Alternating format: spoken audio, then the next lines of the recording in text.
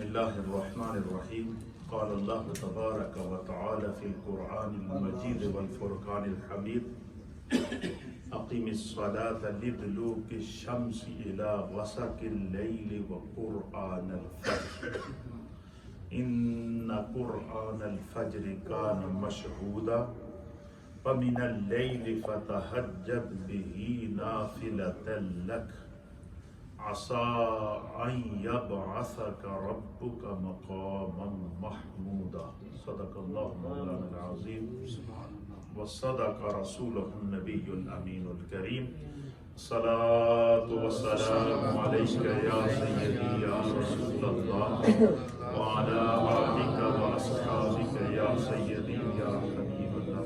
حضرات محترم، اللہ تعالیٰ کے فضل احسان سے اس رمضان المبارک میں ہم نے اپنے دروس میں احکام القرآن کو اپنا ٹاپک اس لیے چنا ہے کہ ہماری پوری زندگی جتنی ہے وہ احکام کے مطابق چلتی ہے. اس میں کچھ احکام فرض ہیں، کچھ واجب ہیں، کچھ سنت ہیں، کچھ احکام کا تعلق حقوق العباد سے ہے، کچھ احکام کا تعلق حقوق اللہ سے ہے، اور کچھ احکام وہ ہیں کہ جو ہر انسان کے لیے انڈیویجلی اللہ تعالیٰ نے جو ہے وہ نازل کیے ہیں. تو بحیثیت مسلمان ہمیں ان تمام امور کا جاننا اور اس پر عمل کرنا ایک کامیاب زندگی کے لیے ضروری ہے.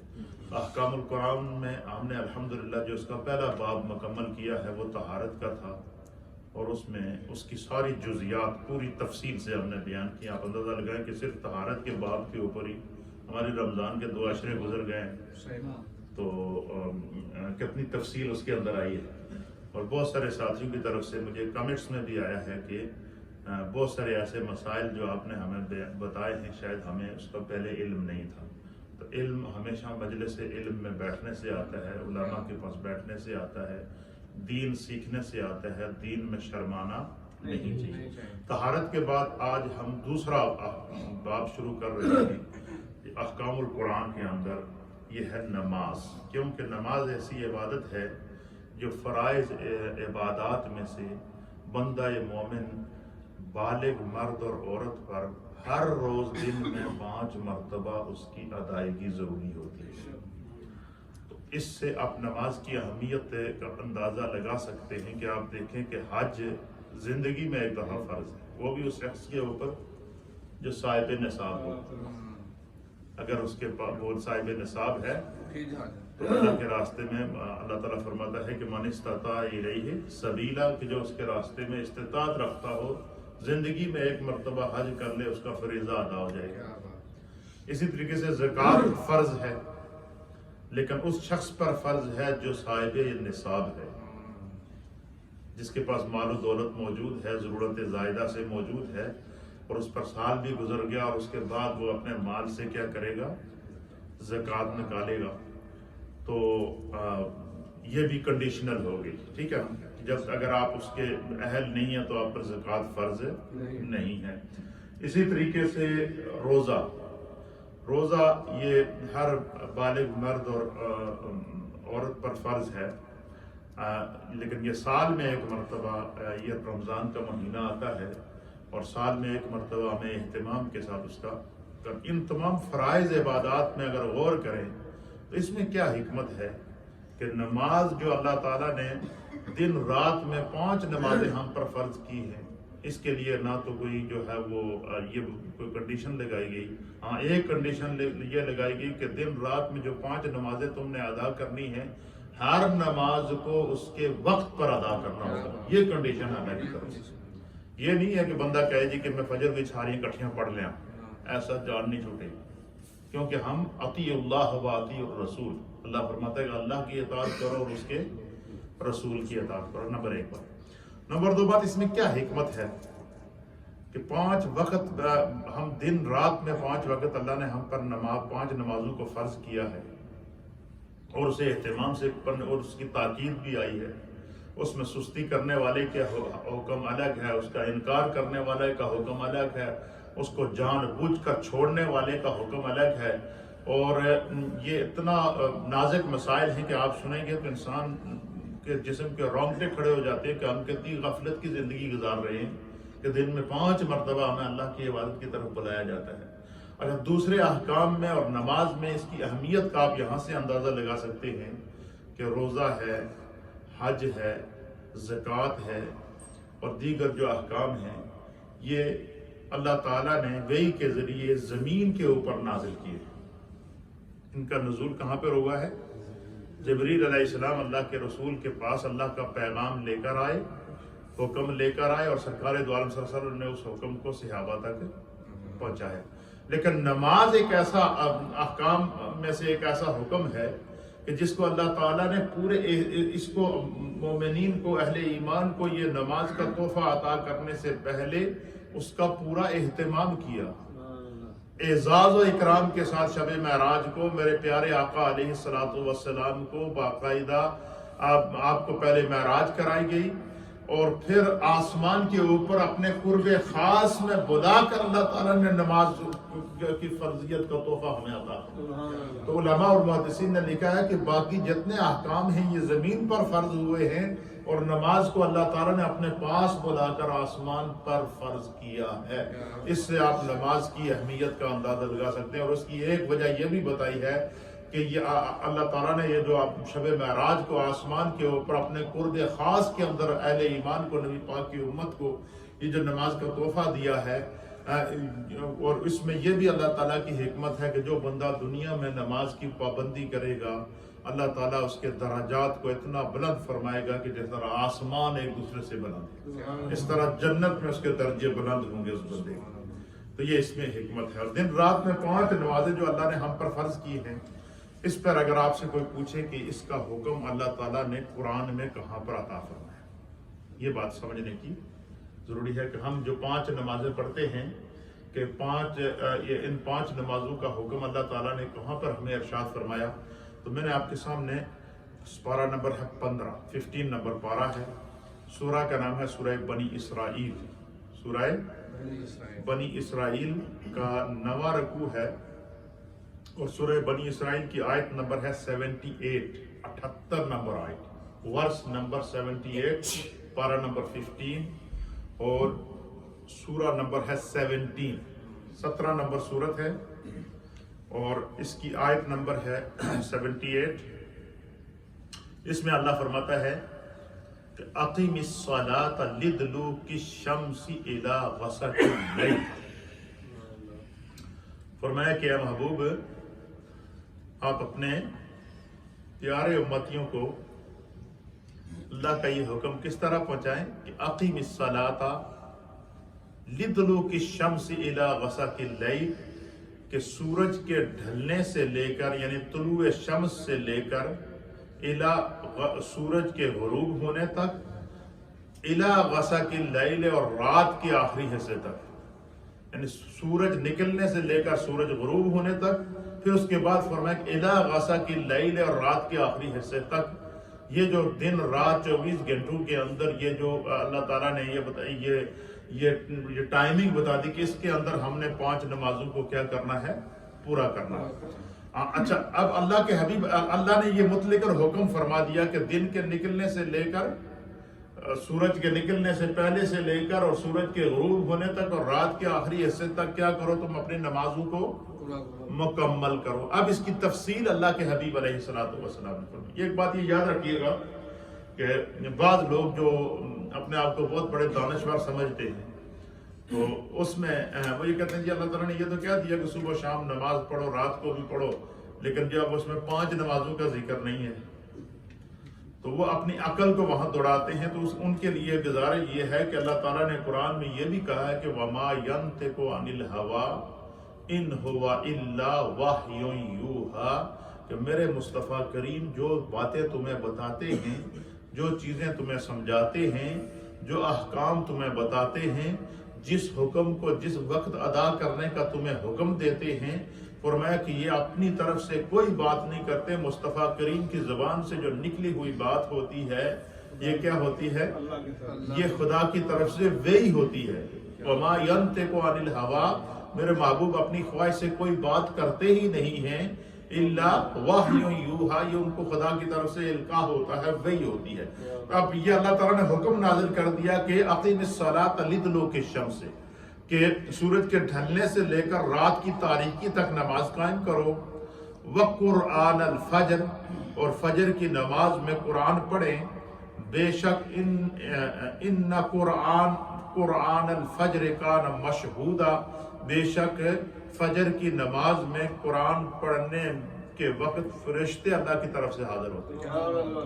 اور ساتھ میں یہ بھی فرما دیا کہ وَمِنَ اللَّيْلِ فَتَهَجَّدْ بِهِ نَافِلَةً لَكَ، فرمایا کہ اے پیارے حبیب رات کے کچھ حصے میں اٹھ کر تہجد ادا کر لیا کریں،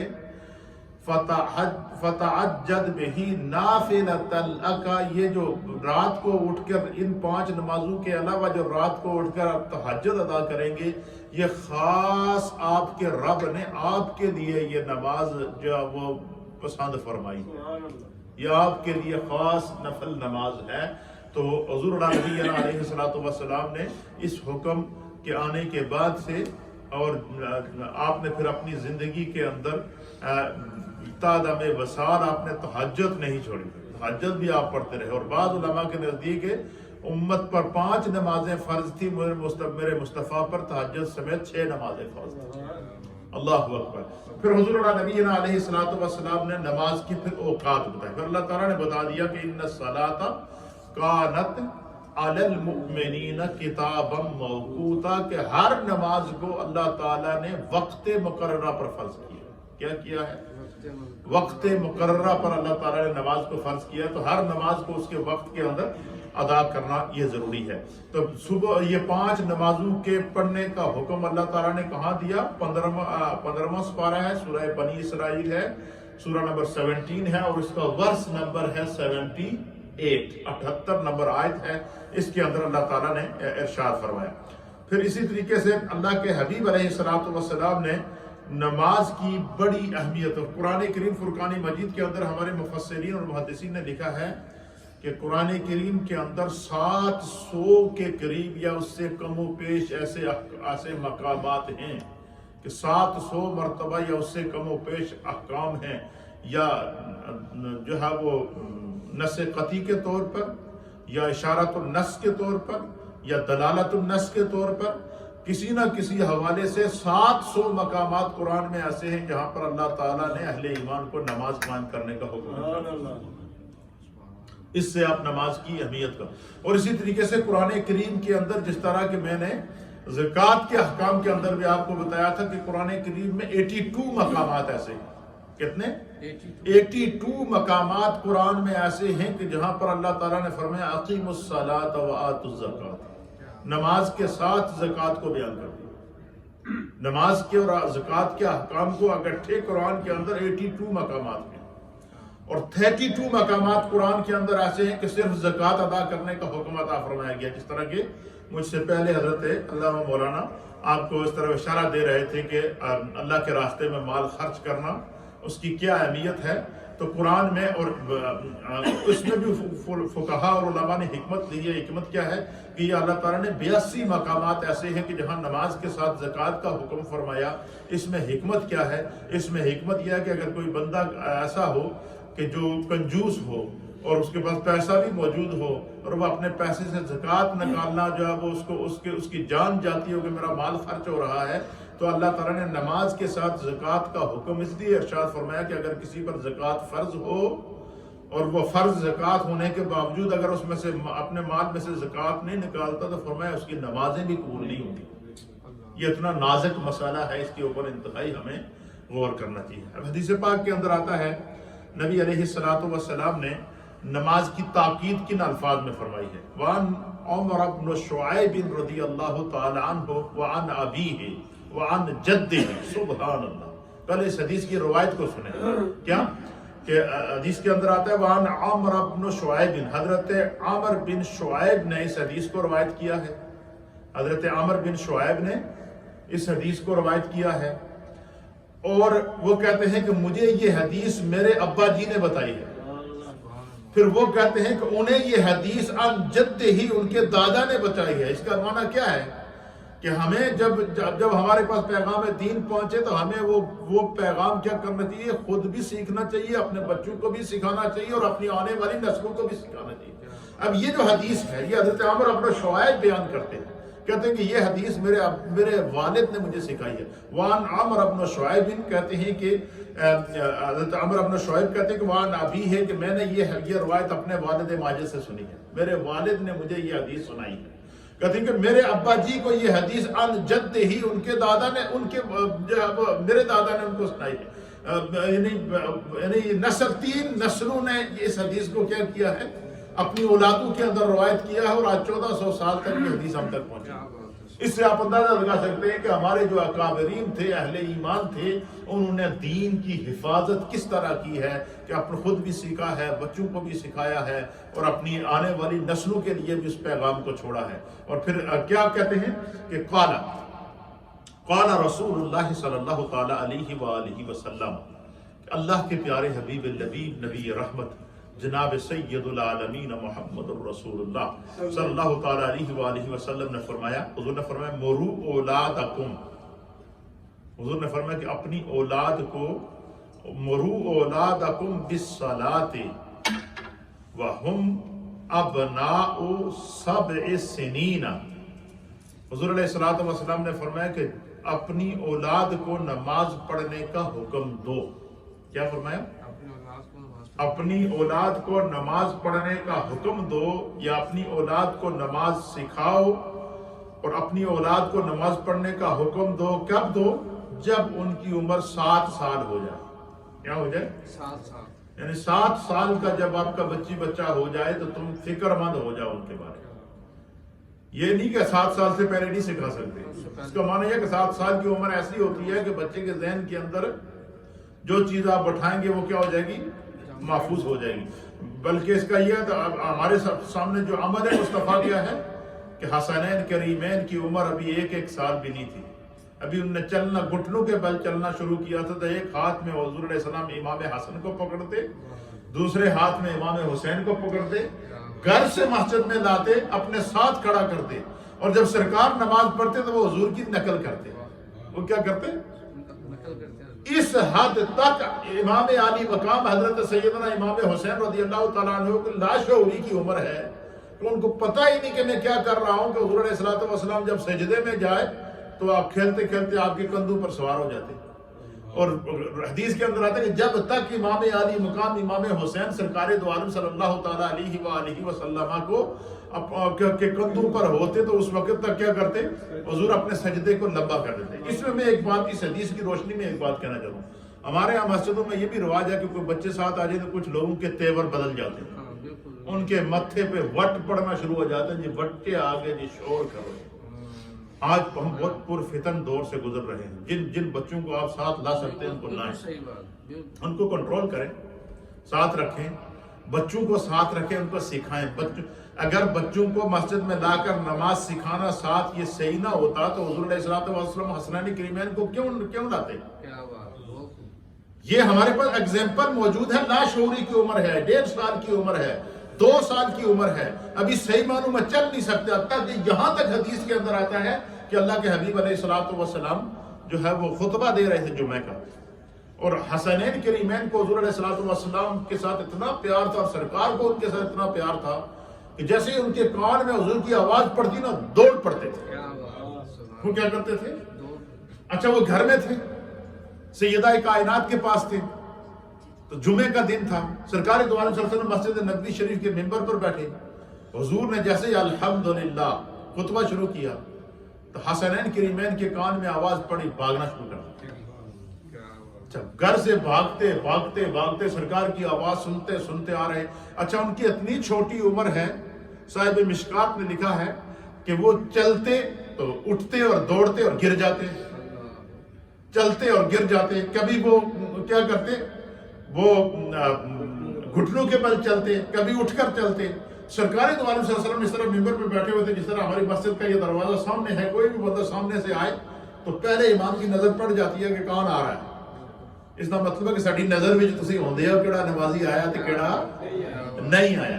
تو جیسے ہی حضور علیہ السلام خطبہ دے رہے تھے تو جیسے ہی امام حسن اور امام حسین سامنے سے آئے نا چھوٹے بچے، تو حضور دیکھ رہے ہیں کہ کبھی ایک گر رہا ہے تو دوسرا اس کو اٹھا رہا ہے، سرکار نے خطبہ روکا، حدیث کے اندر آیا حضور منبر سے نیچے اترے صفوں کے بیچ سے گزرتے ہوئے، حالانکہ کسی کو کہہ سکتے تھے صحابہ اکرام میں سے کہ بھائی وہ بچوں کو پکڑ کے اندر لے آؤ، لیکن شفقت کیا تھی، محبت کیا تھی، عمل مصطفیٰ کیا ہے، حضور علیہ السلام نے خطبہ روکا، آپ نیچے اترے، خود دروازے کے پاس گئے، دونوں شہزادوں کو اٹھا کر پھر منبر پر بیٹھے، منبر پر بیٹھنے کے بعد ایک کو ایک گھٹنے پر بٹھایا، دوسرے کو دوسرے گھٹنے پر بٹھایا، اور پھر قرآن کی آیت پڑھی کہ اللہ نے سچ فرمایا ہے کہ مال اور اولاد جو ہے یہ فتنہ ہی آزمائش ہے، مال اور اولاد کیا ہیں، یہ آزمائش ہیں۔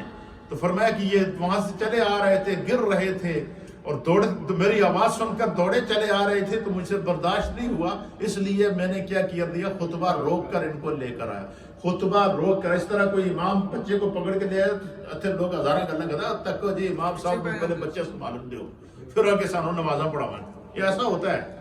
اچھا، یا کوئی بندہ اپنے ساتھ بچے لے کر آ جائے، ہاں بچوں کا طریقہ نبی پاک صلی اللہ علیہ وسلم نے طریقہ بتایا ہے کہ جب اجتماعی نماز ہوتی ہو تو پہلے بڑوں کی صف ہو، اور اس کے بعد جو ہے وہ خواتین کی صف ہو، اس کے بعد بچوں کی صف ہو، یا تو پھر ایک سائڈ کے اوپر بچوں کو ساتھ کھڑا کر دیں اپنے ساتھ تاکہ وہ نماز کو ڈسٹرب نہ کریں۔ لیکن یہ آج کل یہ جو ہے کہ بچے آ جائیں تو لوگ شور کر دیتے ہیں کہ بچے کیوں آئیں جی، بچے کیوں آئیں، اس طرح نہیں کرنا چاہیے، کیونکہ ان بچوں کو اگر ہم نہیں سکھائیں گے تو کون سکھائے گا؟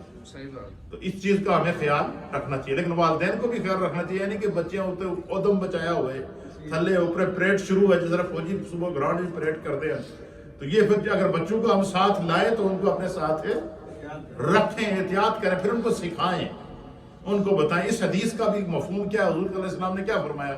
حضور نے فرمایا کہ قال رسول اللہ صلی اللہ تعالیٰ علیہ وآلہ وسلم مروا اولادکم، اپنی اولاد کو حکم دو بالصلاۃ، نماز کا، وَهُمْ أَبْنَاءُ 7 سنین، کہ جب ان کی عمر 7 سال کی ہو جائے، کیا ہو جائے؟ 7 سال کی عمر سے ان کو نماز سکھاؤ، ان کو ساتھ رکھو، ان کو نماز کا عادی بناؤ، اس حد تک کہ حضور نے فرمایا کہ جب ان کی عمر 10 سال ہو جائے، کیا ہو جائے؟ 10 سال ہو جائے تو پھر ان کو جو ہے وہ سختی کرو۔ حدیث کے الفاظ کیا ہیں؟ وَضْرِبُوهُمْ عَلَيْهَا، انہوں نے نماز واسطے کیا، اگر سستی کریں تو ان کو زجر و توبیخ کرو، ان کو سزا دے کر نماز پڑھاؤ، ان پر سختی کرو۔ کیوں؟ یہی عمر ہے ان کو سکھانے کی۔ اب 7 سال کی عمر میں نماز سکھانے کا حکم، 10 سال کی عمر میں فرمایا کہ جو کیا کرو، ان کو سختی کر کے ان کو نماز کا پابند بناؤ۔ فرمایا کہ وَضْرِبُوهُمْ عَلَيْهَا وَهُمْ أَبْنَاءُ 10 سنین، کہ جب ان کی عمر جو ہے وہ 10 سال کی ہو جائے تو ان کو باقاعدہ سختی کر کے نماز پڑھاؤ، اور پھر کیا کرو؟ فَرِّقُوا أَبْنَاءَهُمْ فِي الْمَضَاجِعِ، اللہ حضور نے فرمایا کہ جب تمہارا بچہ 10 سال کا ہو جائے، کیا ہو جائے؟ جب تمہارا بچہ 10 سال کا ہو جائے تو ان کے بستر الگ کرو۔ یہ دیکھیں اسلام کا طریقہ۔ اس ملک کے اندر بھی یہی قانون ہے جس میں ہم رہ رہے ہیں کہ 10 سال کے بعد بچے کا کیا ہوگا؟ انہوں نے یہ کہاں سے یہ عمر لا سے اٹھایا، اور حضرت عمر کو یہ لا کس نے دیا؟ میرے مصطفیٰ کریم نے دیا۔ تو ان لوگوں نے اسلام سے سیکھا ہے، لیکن ہمارے ہاں اس چیز کا خیال ہے نہیں کیا جاتا۔ اس حدیث کے اندر 3 سبق ہیں۔ پہلا سبق کیا ہے کہ بچہ 7 سال کا ہو جائے تو یہ ماں باپ کی ذمہ داری ہے اس کو نماز سکھانا، یہ ماں باپ کی ذمہ داری ہے اس کو نماز سکھانا، اس کو پہلے یاد کرائیں نماز، پھر ساتھ کھڑے کر کے اس کو پڑھائیں۔ اب یقین کریں مجھے آج تک نماز جتنی بھی میں پڑھتا ہوں، جتنی نماز یاد ہے، مجھے نماز میری امی نے سکھائی، ساتھ کھڑے ہو کے سکھاتے تھے، نیت سکھاتے تھے، اور نماز سنتے تھے، پھر ساتھ پڑھاتے تھے۔ تو آج تک جتنی ہماری جو ٹوٹے پھوٹے سجدے ہیں، یہ ہماری والدہ کے درجات کی بلندی کا سبب ہے۔ سبحان اللہ۔ تو اس لیے ہم اولاد کی، والدین کی یہ ذمہ داری ہے کہ اپنی اولادوں کو کیا کریں؟ نماز کا پابند کریں۔ تو اس حدیث میں کیا فرمایا کہ 7 سال کی عمر میں بچے کو نماز سکھاؤ اور 10 سال کی عمر میں اس کو سختی کر کے نماز کا پابند بناؤ. اس کو اچھا سختی سے ماں باپ تو کہتے ہیں یہ خود پڑھ سکنا. ہمارے یہاں المیہ کیا ہے؟ ہمارے لیے جو سب سے بڑی ہماری جو اولادیں ہمارے کنٹرول میں نہیں ہیں، ہمارے گھروں کے اندر جو سب سے بڑی بے برکتی ہے کہ ماں پیو خود پڑھے ہی نہیں، تو بچوں نے کہیں جب نماز پڑھو تو کہیں کہ پاپا ماما خود کیوں نہیں پڑھتے ہو؟ جب ہم خود پڑھیں گے تو بچہ گھر میں نمازی ہوگا، خود پڑھیں گے مسجد آئیں گے تو بچے کو ساتھ لے کر آئیں، تو پھر اس صورت کے اندر کیا ہو جاتا ہے، ماحول کیا ہو جاتا ہے، نمازی ہو جاتا ہے. ہمیں اس چیز کا خیال ہے رکھنا چاہیے. ترمذی شریف کی ایک حدیث کے، یہ مشکاۃ شریف کی حدیث ہے جو میں نے آپ کے سامنے بیان کی. ترمذی شریف کی حدیث ہے، اس میں ہے کہ جب بچہ 7 سال کا ہو جائے تو ان کو نماز سکھاؤ. اور اس حدیث میں ارشاد ہے کہ جب 7 سال کا بچہ ہو جائے تو اس کو نماز پڑھنے کا حکم دو.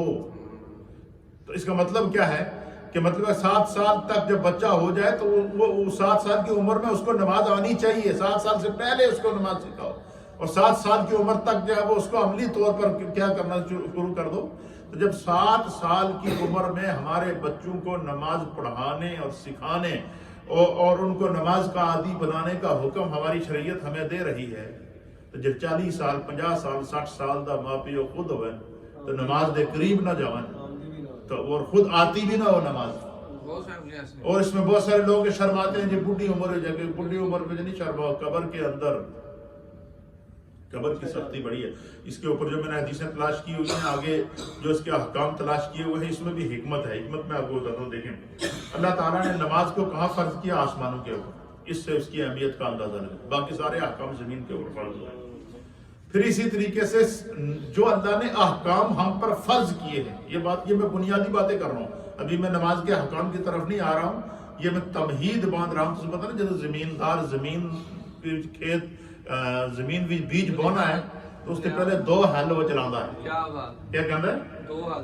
میں خود ہی زمیندار ہوں، تم بھی زمیندار لوگ ہو. وہ 2 ہل پہلے لگاتا ہے. پہلے سخت زمین کو پہ ہل لگاتا ہے، پھر ہل لگانے کے بعد پھر ایک ہل اور لگاتا ہے، پھر بتر کا انتظار کرتا ہے. کیا کرتا ہے؟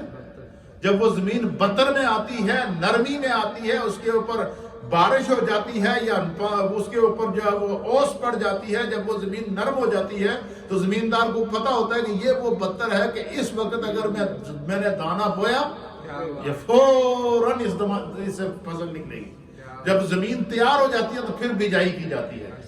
اس لیے یہ جو تمہیدی گفتگو میں کر رہا ہوں، یہ دلوں کی کھیتی کو تیار کر رہا ہوں تاکہ اس کے بعد جب میں نماز کے احکام بیان کروں تو وہ بات ہمارے دل کو بھی اپیل کرے، ہمارے دماغ کو بھی اپیل کرے، ہمارے فکر کو بھی اپیل کرے، ہمارے خیال کو بھی اپیل کرے.